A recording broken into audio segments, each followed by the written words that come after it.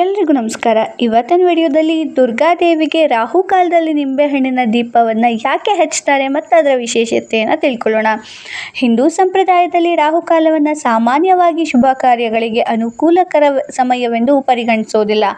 ಆದರೆ ದೇವಿಯ ಆರಾಧನೆಗೆ, ವಿಶೇಷವಾಗಿ ದುರ್ಗಾದೇವಿಯ ಪೂಜೆಗೆ ಈ ಸಮಯವು ವಿಶೇಷ ಮಹತ್ವವನ್ನು ಹೊಂದಿದೆ ಎಂದು ನಂಬಲಾಗಿದೆ. ರಾಹುಕಾಲದಲ್ಲಿ ದುರ್ಗಾದೇವಿಯ ಮುಂದೆ ನಿಂಬೆಹಣ್ಣಿನ ದೀಪವನ್ನು ಹಚ್ಚಿರೋದ್ರಿಂದ ದುಷ್ಟಶಕ್ತಿಗಳ ಪ್ರಭಾವ ಕಡಿಮೆಯಾಗುತ್ತೆ ಎಂಬ ನಂಬಿಕೆ ಇದೆ. ಜೀವನದಲ್ಲಿರುವ ಅಡೆತಡೆಗಳು, ಮಾನಸಿಕ ಭಯಗಳು ಮತ್ತು ನಕಾರಾತ್ಮಕ ಚಿಂತನೆಗಳು ದೂರವಾಗುವ ದೇವಿಯ ಕೃಪೆ ಲಭಿಸುತ್ತದೆ ಎಂದು ಭಕ್ತರು ವಿಶ್ವಾಸವನ್ನು ಇಡ್ತಾರೆ.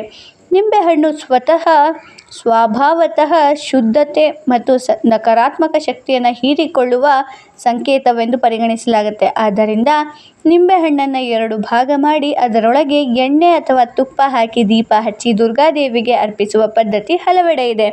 ಈ ಪೂಜೆಯನ್ನು ಭಕ್ತಿಯಿಂದ ಮಾಡಿದರೆ ಮನಸ್ಸಿಗೆ ಶಾಂತಿ ಮತ್ತು ಧೈರ್ಯ ಹೆಚ್ಚುತ್ತೆ, ಕುಟುಂಬದಲ್ಲಿನ ಕಲಹಗಳು ಕಡಿಮೆಯಾಗಲು ಸಹಾಯವಾಗುತ್ತೆ ಎಂಬ ನಂಬಿಕೆ ಇದೆ.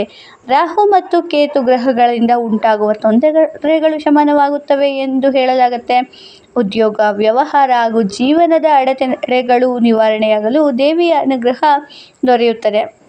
ದುರ್ಗಾದೇವಿಯ ಕೃಪೆಯಿಂದ ಆತ್ಮವಿಶ್ವಾಸ ಮತ್ತು ಸಕಾರಾತ್ಮಕ ಶಕ್ತಿ ಹೆಚ್ಚುತ್ತದೆ. ಆದರೆ ಇದರ ಮುಖ್ಯ ಫಲಭಕ್ತಿಯಲ್ಲಿದೆ. ನಿಂಬೆಹಣ್ಣಿನ ದೀಪ ಹಚ್ಚೋದಕ್ಕಿಂತಲೂ ಶುದ್ಧ ಮನಸ್ಸಿಂದ ದುರ್ಗಾದೇವಿಯನ್ನು ಸ್ಮರಿಸಿ ಓಂ ದುಂ ದುರ್ಗಾಯೈ ನಮಃ ಎಂದು ಜಪಿಸಿದರೆ ಹೆಚ್ಚಿನ ಆಧ್ಯಾತ್ಮಿಕ ಫಲ ದೊರೆಯುತ್ತದೆ ಎಂದು ಶಾಸ್ತ್ರಗಳು ತಿಳಿಸುತ್ತವೆ. ಭಕ್ತಿಯಿಂದ ಹಚ್ಚಿದ ಒಂದು ನಿಂಬೆಹಣ್ಣಿನ ದೀಪವು ದುರ್ಗಾದೇವಿಯ ಕೃಪೆಯನ್ನು ಆಕರ್ಷಿಸಿ ಜೀವನದಲ್ಲಿ ಹೊಸ ಬೆಳಕನ್ನು ತರಬಲ್ಲದು ಎಂಬುದು ಭಕ್ತರ ನಂಬಿಕೆಯಾಗಿದೆ. ಈ ಮಾಹಿತಿ ಇಷ್ಟ ಆಯಿತು ಅಂದರೆ ವಿಡಿಯೋನ ಲೈಕ್ ಮಾಡಿ, ಶೇರ್ ಮಾಡಿ, ಸಬ್ಸ್ಕ್ರೈಬ್ ಮಾಡಿ. Thank you for watching.